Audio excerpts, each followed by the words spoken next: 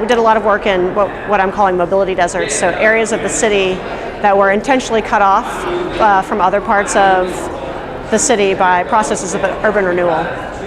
And so young people were actually unable to get around either on foot or on bicycles. They were completely dependent on cars.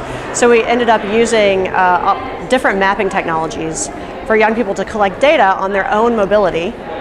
So young people were really not only learning how to collect data with these different tools, but they were also learning how to analyze the data that they were collecting and then make spatial arguments from that data to then kind of more powerful audiences. So it actually turned out that young people got a bike lane that they argued for, and there were some actual changes to the infrastructure that were important to young people that we would not have seen otherwise. So I really believe in the idea that the learning that young people and all people do should contribute to kind of the social and ecological well-being of themselves and their communities.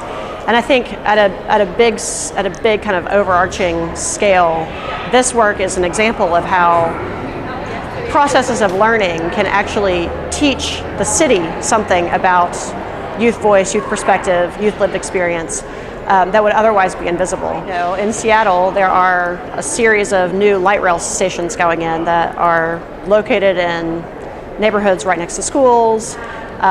Those new locations are going to have major effects and influence how the direct community is going to change and look in the next few years.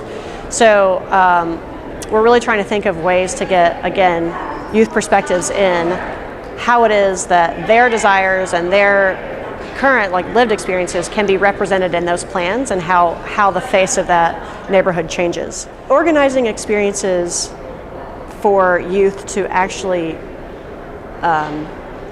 feel like their perspectives are being heard and that they have representations, data representations to kind of back up those arguments.